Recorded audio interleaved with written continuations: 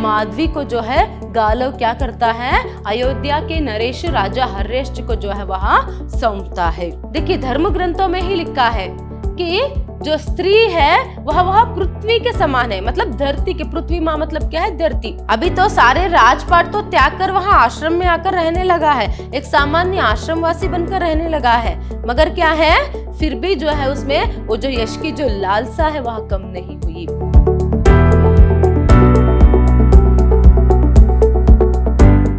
नमस्कार, मैं हूं हर्षिता, हिंदी लेक्चरर, विद्याश्रम कॉलेज मैसूर। आज हम मैसूर यूनिवर्सिटी के 4th सेमेस्टर बीबीए के हिंदी पाठ्यक्रम से माधवी नाटक जो है उसे देखेंगे। देखिए अब तक के सेशंस में हमने यहाँ तक जो कहानी या फिर नाटक जो है देखा था कि यहाँ पर माधवी को जो है गालव क्या करता है, अयोध्या के नरेश राजा हर्षेश्वर को जो है वहां सौंपता है। जैसे यहाँ पर क्या है, जब उन्हें पता चलता है कि अयोध्या नरेश जो राजा हर्षेश्वर जो है उनके पास क्या है अश्वमेधी घोड़े है करके, तो वहां जाता है। फिर वहां पर भी क्या है पर माधवी की जांच होती है, उसके गुण लक्षणों का जांच होता है, वहां पर उसे बहुत अपमान होता है। फिर बाद में जब क्या है, पहले राजा को ये विश्वास हो जाता है कि क्या है वो राजयुवती ही है और उसके कोख से जो बच्चा जन्म लेगा वहां यहाँ पर चक्रवर्ती राजा बनेगा करके, तब क्या होता है यहाँ पर वो यहाँ पर मान लेता है कि वो उसे यहाँ पर रखेगा। बाद में पुत्र लाभ होने के बाद जो है वहां घोड़े जो है देगा, मगर उसके पास सिर्फ 200 ही घोड़े थे। पहले क्या है वहां पर गालव नहीं मानता, मगर बाद में माधवी के समझाने पर जो है वह समझ जाता है। फिर क्या होता है यहाँ पर माधवी जो है राजा हर्षेश्वर के पास रह जाती है और गालव वहां से निकल जाता है। इतना जो है पार्ट लास्ट सेशन में हुआ था। चलिए आज आगे का जो पार्ट है हम देखेंगे। देखिए यहाँ पर यहाँ से जो है आपको दूसरा अंक शुरू होता है और दूसरे अंक में जो है पहला दृश्य है। तो फिर से यहाँ पर कथावाचक ही जो है यहाँ पर बोलता जा रहा है। देखिए वो कहता है कि इस भांति देवी और भद्र पुरुषों ययाति पुत्री अयोध्या नरेश की अर्धांगिनी बनी। अभी क्या है इस तरह यहाँ पर ययाति पुत्री माधवी जो है अयोध्या नरेश की अर्धांगिनी जो है वह बनती है। मतलब वहां पर रखने के बाद क्या है अयोध्या नरेश जो राजा हर्षेश्वर जो है वो माधवी से शादी करता है। फिर माधवी देवी सचमुच महारानी बन, मतलब माधवी जो है वह सचमुच महारानी बनके राजा हर्षेश्वर के साथ राज सिंहासन पर राजा हर्षेश्वर के साथ वहां बैठती है। समूचे राज्य में उसके सौंदर्य की धूम मच गई। देखिए पूरा अयोध्या राज्य में जो है पर क्या होता है, जो देवी माधवी है मतलब जो महारानी माधवी है उसके सुंदरता की जो धूम ही है वहां मच गई। मतलब है थी माधवी जो है वह थी उतनी सुंदर। तो ऐसे में देखिए यहाँ पर फिर समूचे राज्य में उसके सौंदर्य की धूम मच गई। प्रजा उसे देख पाने के लिए उमड़ उमड़ आई, मतलब प्रजा जो है पर माधवी को देखने के लिए उमड़ उमड़ कर आते हैं। राजा का हृदय आनंद विभोर हो उठता है। जब क्या है सभी प्रजा माधवी को जो है देखने के लिए आते हैं तभी राजा का हृदय भी जो है खुशी से भर जाता है। फिर उन्होंने सोचा कि ऐसी सुंदरी को मुक्त कर देना मतलब वो मूर्खता होगी। देखिए तई तो क्या हुआ था, बच्चा जो है पैदा होने के बाद, पुत्र लाभ होने के बाद माधवी को छोड़ देना, मगर फिर से जो है राजा हर्षेश्वर सोच में पड़ जाता है। तो बाद में अगर माधवी को छोड़ना मतलब क्या है मूर्खता होगी। तो ऐसे में उन्हें पुत्र लाभ होगा और इसी धारणा के साथ वह तरह तरह के उपाय सोचने लगे कि वो कैसे माधवी को राजप्रसाद में ही बनाए रखे। देखिए पर कैसे जो है वहां माधवी को अपने ही राजप्रसाद में मतलब अपने ही साथ बनाए रखे, इसका जो उपाय है वह यहाँ पर ढूंढने लगे। फिर देखिए यहाँ पर धर्म ग्रंथों में स्त्री की तुलना पृथ्वी के साथ की गई है। जिस भांति पृथ्वी संसार भर का बोझ वहन करती है वैसे ही स्त्री सभी दायित्वों का भार वहन करती है। देखिए कितनी अच्छी बात जो है यहाँ पर लेखक ने लिखा है। देखिए धर्म ग्रंथों में ही लिखा है कि जो स्त्री है वह पृथ्वी के समान है, मतलब धरती के, पृथ्वी माँ मतलब क्या है धरती। किस तरह धरती संसार के सभी बोझ को सहती है ना, वैसे ही एक स्त्री भी जो है, एक स्त्री भी क्या करती है अपने सभी दायित्वों का, दायित्व मतलब क्या है पर रेस्पॉन्सिबिलिटीज, अपनी जो जिम्मेदारियां रहती है उसे वहां सहती है, उस बोझ को जो है वहां सहती है। वैसे ही उसकी शक्ति सेवा में है। देखिए यहाँ पर एक स्त्री की शक्ति किसमें है, सेवा में है। पुरुष महत्वाकांक्षी होता है पर स्त्री का वह प्रमुख गुण त्याग है, सेवा है। देखिए पुरुष में जो प्रमुख गुण जो है वह महत्वाकांक्षी है, मगर जो स्त्री रहती है उसमें क्या है त्याग और सेवा का जो मनोभाव है वहां रहती है। उसी से क्या है उसे उतनी मतलब एक स्त्री को उतनी शक्ति जो है वहां मिलती है। इधर माधवी राज सिंहासन पर बैठी और उधर गालव शेष घोड़ों की खोज में चला गया। देखिए यहाँ पर क्या होता है, माधवी जो है राजा हरिश्च के साथ उसकी विवाह होती है और राज सिंहासन पर बैठती है, मगर गालव जो है शेष घोड़े मतलब बाकी जो घोड़े बचे रहते हैं ना, कैसे उन्हें इकट्ठा करे, तो इसके खोज में वहां और किसके पास हमें क्या है, अश्वमेधी घोड़े जो है मिल सकते हैं, इसे खोज में वहां फिर से चला जाता है। वो फिर से क्या है यहाँ पर वनों घाटियों को लांघता हुआ गांव गांव नगर घूमता हुआ जो है वहां एक राज्य से दूसरे राज्य जो है वहां चला जाता है। देखिए यहाँ पर स्त्री की गुणों के बारे में बताया कि माधवी भी जो है, अभी माधवी ने क्यों ऐसा कहा कि गालव से कि बाकी लोग क्या है, इस राजा के पास तो हमें वैसे भी बाकी घोड़े नहीं मिलने वाले, इसीलिए बाद में मुझे छोड़ने कहो, बाद में क्या करेंगे, दूसरे राजा के पास ऐसे ही करके हम सभी घोड़ों को इकट्ठा जो है करेंगे, मतलब पूरे 800 अश्वमेधी घोड़ों को जो है हम जुटा पाएंगे करके। तो ऐसे में देखिए क्यों यहाँ पर माधवी ने ही यही बात जो है सुझाया, मतलब गालव को मनाया करके, क्योंकि माधवी के अनुसार अभी एक बात तो क्या है, दान में दे दिया है। क्यों दान में दिया, क्योंकि माधवी के अनुसार या फिर माधवी के जरिए जो गुरु दक्षिणा है वो गालव जो है वह जुटा पाए, है ना। तो ऐसे में अभी उसकी जिम्मेदारी है, उसका दायित्व है कि वो घोड़ों को जुटाए ना, इसीलिए उसने ये बात कहा। इसीलिए यहाँ पर क्या है, उसमें सेवा का मनोभाव, त्याग का मनोभाव और अपने मतलब कितने भी कष्ट हो अपने जिम्मेदारी को पूरा करते हैं, सभी बात यहाँ पर आती है। इसी संदर्भ में सीता माँ की और उसके साथ साथ सावित्री की, सत्यवान सावित्री की भी जो बात है यहाँ पर कथावाचक जो है वहां कहते हैं कि किस तरह क्या है। पर एग्जाम्पल अगर सीता की बात कहेंगे, जब राम को वनवास के लिए जाना पड़ा था तभी सीता ने ही क्या है यहाँ पर कहा था कि रुकिए मैं भी आपके साथ चलूंगी। असल में सिर्फ बात थी कि क्या है, राम को वनवास जाना है, मगर सीता भी जाती है, प्रिय भाई जो लक्ष्मण है वो भी उनके साथ जाते हैं, वो अलग बात है, मगर यहाँ पर स्त्री की बात हो रही है, इसलिए सीता की बात मैं बोल रही हूँ। सीता ने क्या कहा था पता है, अगर क्या है आप वनवास करते रहेंगे, मतलब आपके पथ में जो भी बाधाएं जो भी कांटे आएंगे ना, मैं उसे क्या है निकालते हुए मैं आपके सामने जो है चलना चाहती हूँ, ताकि आपके राह जो है यहाँ पर कठिन ना रहे, आपको कुछ कष्ट ना हो। इस तरह से देखिए एक पत्नी होने का जो दायित्व यहाँ पर सीता माँ निभाती है, ऐसे ही सत्यवान सावित्री भी। तो अभी माधवी भी जो है यहाँ पर कुछ ऐसे ही काम जो है वहां कर रही है। कोई भी स्त्री जो है पर अपने मन से अपनी खुशी से जो है ऐसे सभी काम करने के लिए वो मानती नहीं। अगर देखिए अगर हम देखेंगे तो माधवी के मन में गालव के प्रति प्रेम है, उसके कुछ बातों से जो है हमें स्पष्ट हुआ, लास्ट सेशन में हमने देखा। तो प्रेम किसी से करती है मगर बाद में शादी किसी से करना, तो ये सभी क्या है बहुत ही कष्ट माधवी को भी होगा, मगर वो किसी भी हालत में क्या है अपनी जिम्मेदारी को भी निभाना चाहती है, अंत में वो क्या है वो भी मुक्त होकर गालव के साथ रहना चाहती है। तो इन सभी कारणों से जो है वो इस तरह यहाँ पर कहती है। तो कथावाचक जो है पर इतनी बातें जो है पर माधवी के बारे में बताते हैं। नेक्स्ट देखिए वो कहते हैं कि इधर यहाँ घटना चक्र चल रहा था, उधर ययाति अपने आश्रम में मग्न थे, संसारी आवेगों उद्वेगों से दूर पूजा आराधना का पुण्य काम कर रहे थे। देखिए अगर माधवी की ये हालत है तो उसके पिता जिसने उसे दान में दे दिया था ययाति, वो क्या कर रहे थे, पूजा और आराधना का पुण्य काम जो है वहां कर रहे थे। पर उनका आश्रमवासी मित्र मारीच उत्तराखंड की लंबी यात्रा के बाद अभी अभी आश्रम में लौटकर आया है, तुम तो बहुत सी बातों की खबर लेकर आए हो। देखिए पर अभी क्या है, वो तो पूजा पाठ में मग्न है, मगर उनका जो एक आश्रमवासी मित्र जो है मारीच जिसका नाम है, वो क्या है अयोध्या खंड के पूरा जो यहाँ पर यात्रा है वहां कर कर अभी लौटा है। देखिए पर मारीच का नाम जो है आप याद में रखिएगा, तो अभी वो लौटा है। तो ऐसे में ययाति कहते हैं कि क्या है, तुम तो बहुत सी बातों को खबर को जो है अपने साथ लेकर आए हो करके। क्यों ऐसे यहाँ पर ययाति कहते हैं, क्योंकि मारीच जो है वहां कहते हैं कि क्या है अभी अयोध्या खंड में सभी जो है पर उत्साहित है और सभी जो है माधवी को पुत्र लाभ होने का जो इंतजार है वह कर रहे हैं। इस तरह से भी कहने पर जो है क्या है ययाति इस तरह बात जो है कहता है। देखिए अभी वो जो आश्रम है उसका जो वर्णन है अभी आगे से होता जाता है। तो ऐसे में ययाति और मारीच उन दोनों में बातचीत जो है यहाँ पर चलती है। देखिए फिर मारीच के कंधे पर हाथ रखकर बताओ तो उत्तराखंड में लोग मेरे दान दक्षिणा के संबंध में क्या सोचते हैं, वहां पर पता तो चल गया होगा। वे क्या कहते हैं कि दानवीर ययाति ने एकमात्र पुत्री को सौंप दिया। देखिए ययाति देखिए अभी जब उसे पता चला कि मारीच उत्तराखंड की जो यात्रा है वहां कर आया है और वह पुत्र लाभ की क्या है पर उत्सव की तैयारियां जो है करने के लिए इंतजार कर रहे हैं, सभी लोग वहां पर क्या है प्रसन्न है, खुशी में है। तो इस तरह से भी बताने के बाद क्या है वो यहाँ पर पूछ रहे कि क्या है, पहले मारीच के कंधे पर हाथ रखते हैं, फिर पूछते हैं कि बताओ उत्तराखंड में लोग मेरे दान दक्षिणा के बारे में क्या बात करते हैं। अभी तक तो तुम्हें पता चल गया होगा ना कि क्या है वहां पर लोग क्या बातचीत जो है मेरे दान के बारे में कहते हैं करके। देखिए यहाँ पर अभी शायद ही वो कहते होंगे कि दानवीर ययाति ने अपनी एकमात्र पुत्री को सौंप दिया, अपनी एकमात्र पुत्री को सौंप दिया, इस तरह सभी मेरी तारीफ करते होंगे ना, इस तरह जो है यहाँ पर ययाति पूछता है।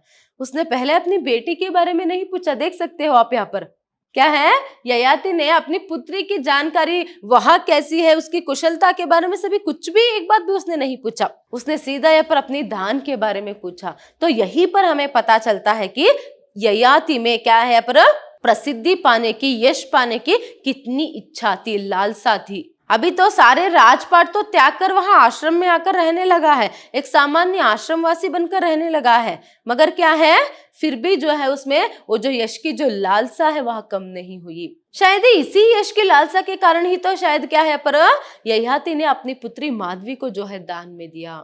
फिर अभी भी वो अपनी पुत्री के बारे में नहीं पूछ रहा है, अपनी यश के बारे में, लोग मेरे बारे में क्या बात कर रहे हैं, मेरी तारीफ किस तरह कर रहे हैं, इसकी चिंता है उसे। मतलब उसमें यश की लालसा है, उससे क्या है अपनी पुत्री से भी बढ़कर अपने लिए यश है, ये एक स्वार्थ बुद्धि जो है यहाँ पर हम ययाति में देख सकते हैं। नेक्स्ट देखिए यहाँ पर ययाति, लोग यह भी कहते होंगे कि राजपाट त्यागने के बाद भी दानवीर ययाति ने अपना हाथ नहीं खींचा, क्यों? क्या अभी भी दानी राजा कर्ण से मेरी तुलना की जाती है या राजा कर्ण को लोग भूल गए हैं? देखिए अभी जो मैंने पढ़ा उसमें तो और भी स्पष्ट हो जाता है कि उसे यश की कितनी लालसा है करके, इच्छा नहीं, यश की उसे लालसा है। देखिए इसीलिए कहा कि क्या है, शायद ये भी कहते होंगे ना क्या है, उसने पर दानवीर ययाति ने अपना हाथ नहीं खींचा, मतलब क्या है राजपाट त्यागने के बाद भी उसने अपने हाथ जो है दान देने से नहीं खींचा, वो अभी भी दान देता है। क्यों? अभी भी मेरी जो क्या है तुलना है वो कर्ण के साथ की जाती है क्या? देखिए हम दान, ये जो शब्द सुनते ही पहले दानवीर कर्ण करके क्या है सबके दिमाग में आती है, तो इसीलिए वो व्यंग्य करते हुए क्या अभी भी सिर्फ दानवीर कर्ण के साथ मेरा नाम जो है यहाँ पर बताया जाता है, या फिर कर्ण को भूल गए, मेरे दान के सामने इस तरह से भी अपनी प्रतिष्ठा खुद जो है यहाँ पर बढ़ाने की कोशिश जो है यहाँ पर ययाति करता है। तभी मारीच देखिए यहाँ पर क्या कहता है, राजा कर्ण की चर्चा तो बहुत कम सुनने में आती है महाराज, बस आपके नाम के स्वर ही चारों ओर गूंजते हैं। मतलब जब ययाति ने अपनी पुत्री को ही दान में दे दिया तो ऐसे में हर जगह क्या है पर ययाति की वाहवाही होने लगी दानवीर करके, तो इसलिए महाराज भी कह रहा है कि क्या है कर्ण का नाम तो बहुत ही कम सुनाई पड़ता है, ज्यादा जो है आप ही का नाम जो है चारों तरफ जो है पर छाई हुई है, इस तरह वह कहता है। तभी ययाति मुस्कुराकर हार्दिक संतोष के साथ, मैं जब सिंहासन पर बैठा था ना तो मन ही मन प्रण ली थी कि मैं इतना दान दूंगा, इतना दान दूंगा कि लोग कर्ण को भूल जाएंगे। देखिए वो कहता है जब मैं राज सिंहासन पर बैठा था तब मैंने मन ही मन प्रण लिया था, मन ही मन मैंने क्या है ये सोच लिया था कि क्या है मैं इतना दान दूंगा, इतना दान दूंगा कि लोग क्या है पर कर्ण को भूल जाएंगे।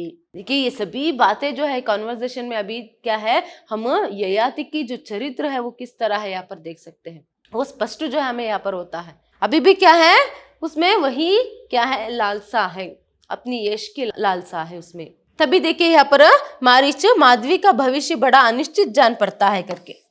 देखिए वो यहाँ पर सिर्फ अपनी ही बात लेकर बैठा है, असल में वो पिता है, उसे अपनी पुत्री की चिंता जो है होनी चाहिए, मगर थोड़ी सी भी प्राणु मात्र चिंता भी अपनी पुत्री के प्रति उसे नहीं है, माधवी के प्रति उसे नहीं है। मगर मारीच जो है पर चिंता करता है कि क्या है मुझे थोड़ा सा जो है पर चिंता जो है लगा कि क्या है पर माधवी का जो भविष्य है वो अनिश्चित जान पड़ता है। मतलब वो क्या कहने की कोशिश कर रहा है, वो यहाँ पर माधवी जो है राजा हरेश्च के पास जो है उसकी महारानी बनके जो है ज्यादा दिन तक नहीं रहती है, ये जो बात है पर मारीच को पता चल गया है, इसीलिए वो चिंता जो है यहाँ पर कर रहा है।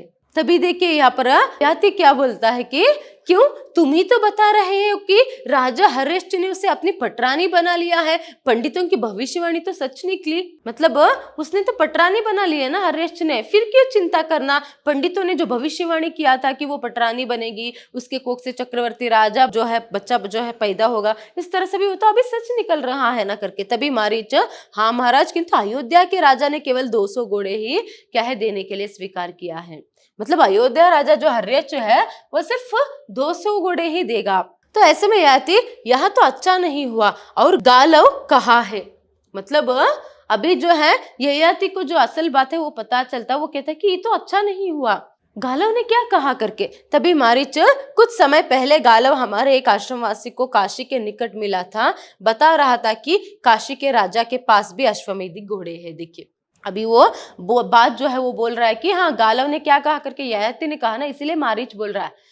कुछ समय पहले जो है हमारे एक आश्रमवासी को जो है, पराश्रमवासी मित्र को जो है गालव जो है काशी में मिला था। कहाँ मिला था?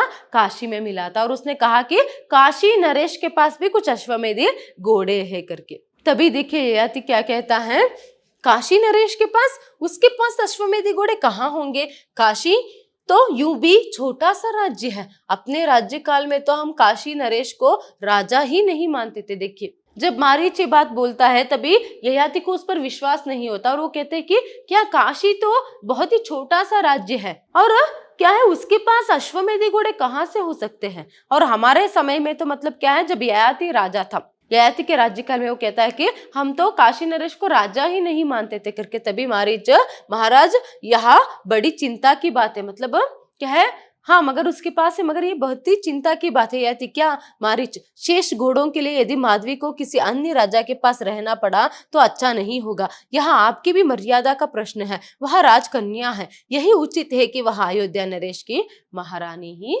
बनी रहे। देखिए यहाँ पर मारीच जो है एक रिक्वेस्ट जो है यहाँ पर क्या है, माधवी के लिए करता है।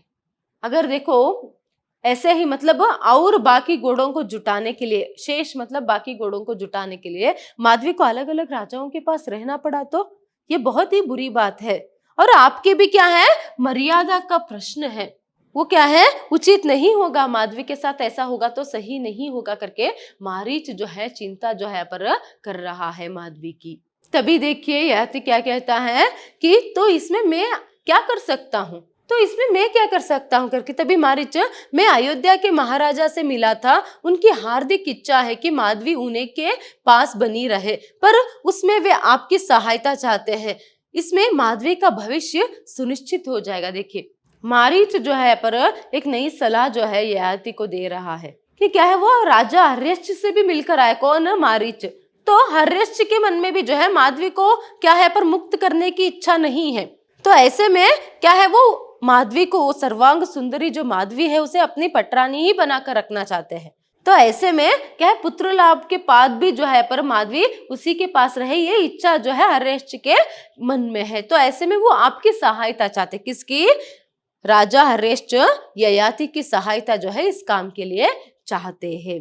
तो तभी आती, मैं क्या सहायता कर सकता हूँ, तो ऐसे में मैं क्या सहायता कर सकता हूँ भला करके। तभी मारीच, यदि आप ऋषि विश्वामित्र से अनुरोध करें कि वे शेष घोड़ों का आग्रह छोड़ दे तो माधवी को कहीं और नहीं जाना पड़ेगा, विश्वामित्र आपकी बात मान लेंगे। देखिए पर राजा ययाति भी कोई छोटा मोटा राजा नहीं है, है ना। तो ऐसे में यहाँ पर राजा हर्यश्व और मारीच जो है यहाँ पर क्या सोच रहे हैं, या फिर उनके अनुसार मारीच जो है पर ययाति से क्या जो एक सलाह जो है वह दे रहा है ययाति को कि क्या है, आप अगर विश्वामित्र से मिलकर, कौन है विश्वामित्र? गालव का गुरु है, तो विश्वामित्र ने जो है गालव से 800 अश्वमेधी घोड़ों को जो है मांगा था। तो ऐसे में क्या है, अगर आप विश्वामित्र से मिलकर जो है बात करेंगे, बाकी जो घोड़े हैं उनसे क्या है पर आप नहीं चाहिए करके ऐसे बताएंगे, मतलब गालों को ऋण मुक्त कर देंगे, तो क्या हो जाएगा, वो 200 घोड़े में ही मान ले और गालों को ऋण मुक्त कर दे, तो ऐसे में माधवी जो है कहाँ पर, अयोध्या में ही बनी रह सकती है, वो अयोध्या की पटरानी बनकर रह सकते हैं। इस तरह से भी मारीच जो है कहता है। तभी देखिए यहाँ पर ययाति, क्या अयोध्या नरेश मेरी परीक्षा लेना चाहते हैं? देखिए अयोध्या नरेश मतलब कौन है यहाँ पर? राजा हर्यश्व। क्या वो मेरी परीक्षा लेना चाहते हैं क्या करके?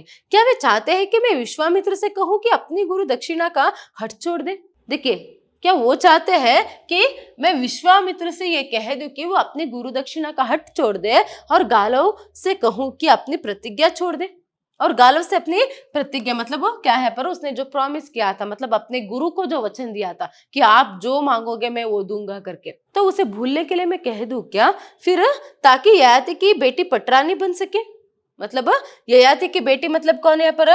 माधवी जो है वह पटरानी बन सके। क्या अयोध्या नरेश चाहते हैं कि देश भर में मेरे नाम पर कीचा पोता जाए? वे चाहते हैं मैं उनके सुख के लिए अपने कर्म से गिर जाऊं। देखिए अभी ययाति जो है कैसे जो है वह बात कर रहा है करके, वो कह रहा है कि क्या यहाँ पर मैं स्वार्थी बन जाऊं, और क्या है देखो ययाति ने क्या किया पर दान में तो दे दिया, मगर बाद में क्या है अपनी बेटी के प्रलोभन में पड़कर उसने क्या किया, उसकी बेटी जो है पटरानी ही बनकर रहा है। ऐसे स्वार्थ में पड़कर क्या है वो विश्वामित्र के सामने गिड़गिड़ाया, या फिर क्या है गालों को जो है यहाँ पर उसके प्रतिज्ञा को भूलने के लिए कह दिया। ऐसे क्या है मुझ पर जो है कीचड़ क्या है यहाँ पर लगे, इस तरह चाहते हैं क्या आप लोग करके यहाँ पर ययाति जो है पूछता है। तभी देखिए मारीच, इसमें माधवी का हित है महाराज। देखिए मारीच सिर्फ एक ही कारण से ये बात जो है बोल रहा है कि ताकि माधवी को अलग अलग राजाओं के साथ रहना ना पड़े। और ऐसे में ययाति देखिए कैसे बोल रहा है, उसे माधवी से भी ज्यादा जो है अभी भी अपनी यश के बारे में, अपनी प्रतिष्ठा के बारे में ही क्या है उसे चिंता है। तो ऐसे में वो बोलता है कि क्या है मैं तो ऐसा करूंगा, तो मैं अगर विश्वामित्र के पास जाऊंगा तो मुझ पर कीचड़ उतर लग जाएगा, इस तरह से भी करके। तभी क्या है मारीच कहता है मगर क्या है इसमें माधवी का ही भलाई है करके। तभी देखिए ययाति, मारीच तुम्हें माधवी की बहुत चिंता है, वो प्रश्न कर रहा है मारीच से कि तुम्हें चिंता है माधवी की करके। तभी मारीच, माधवी मेरी आंखों के सामने खेलकर बड़ी हुई है। देखिए माधवी जो है वह मेरे आंखों के सामने खेलकर बड़ी हुई है, मेरे पुत्री समान है, तो ऐसे में तो मैं उसे ऐसे कष्ट में कैसे देख सकता हूँ, इस तरह जो है पर मारीच बोल रहा है। देखिए मारीच यहाँ पर असली जो पिता है वह नहीं है, मगर फिर भी वो क्या है माधवी के बारे में इतना चिंता जो है कर रहा है। मगर ययाति जो है उसे तो सिर्फ अपनी यश की ही चिंता लगी है। तभी देखिए ययाति यहाँ पर क्या कहता है कि माधवी निश्चय ही किसी राजा की पटरानी बनेगी, पर मारीच यदि माधवी किसी राजा की महारानी नहीं भी बन पाई तो मैं उसका स्वयंवर रचाऊंगा। यही इसी आश्रम में देश भर के राजाओं राजकुमारों को आमंत्रित करूंगा। माधवी जिसे चाहे अपना वर चुन ले। समस्त आर्यवर्ता जान जाएगा कि ययाति राजपाट त्याग देने के बाद भी हर बात में सबसे आगे है। ययाति का आश्रम अभी भी उसकी राजधानी के समान है। देखिए पर जब मारीच ने कहा कि अगर आप ऐसे करेंगे मतलब क्या है विश्वामित्र के पास जाएंगे तो क्या हो जाएगा, रिक्वेस्ट करेंगे, तो अगर वो क्या है वो अगर अपना हट छोड़कर जो है 200 घोड़े में ही अपनी गुरुदक्षिणा पूरा समझे तो क्या हो सकता है यहाँ पर माधवी एक ही राजा के साथ बनी रहेगी। तो ऐसे में यहाँ पर ययाति जो है उसमें भी अपना यहाँ पर जो हार है वो देख रहा है, मतलब उसकी अपयश हो जाएगी। तो इसीलिए वो यहाँ पर क्या कह रहा है फिर से, कोई बात नहीं अगर वो पटरानी नहीं बनी रही तो ऐसे में वो किसी भी राजा की तो पटरानी बनेगी ना। अगर फिर भी नहीं मतलब वो किसी मतलब मारीच ने कहा था ना अलग अलग राजाओं के पास उसे रहना पड़ेगा करके। तभी देखिए एक ययाति एक पिता होने के कारण या फिर एक पिता होने के बावजूद वो किस तरह बात कर रहा है कि क्या है ठीक है कोई बात नहीं, ऐसे में तो अगर क्या है वो उतने राजाओं में जितने भी राजाओं के पास उसे रहना पड़ेगा उतने राजाओं में किसी की तो पटरानी वो बन जाएगी ना। अगर नहीं भी बनेगी तो क्या करूंगा मैं यहीं पर इसी आश्रम में उसके जो यहाँ पर स्वयंवर जो है वह रचाऊंगा, इसी आश्रम में रचाऊंगा। क्या है पर मैं देश देशांतर के जो राज्य राजांतर के जो राजाएं हैं उन्हें यहाँ पर बुलाऊंगा। चाहे माधवी किसे भी चाहे अपना वर स्वीकार कर सकती है, चुन सकती है। तभी भी लोग क्या कहेंगे कि आश्रमवासी बनने के बावजूद भी राजा ययाति जो है किसी में भी क्या है पर वह पीछे नहीं है, हर एक बात में वह आगे है। फिर से ऐसे ही क्या है पर मेरी तारीफ होगी, इस तरह से जो है वो सभी लोग मुझे फिर से याद करेंगे या फिर याद रखेंगे, इस तरह से भी जो है यहाँ पर वो बात कर रहा है। तो अभी भी इन बातों में भी हमें यही पता चलता है कि क्या है ययाति को सिर्फ और सिर्फ अपनी प्रतिष्ठा की चिंता है, या फिर प्रतिष्ठा जो है वही इंपॉर्टेंट है, उसे सिर्फ अपनी यश इंपॉर्टेंट है कि लोग कहे कि हाँ ययाति महान है, वह दानवीर है, ऐसे लोग उसकी तारीफ करें, सिर्फ क्या है उसकी जो चिंता है उसे लगी है उतना ही।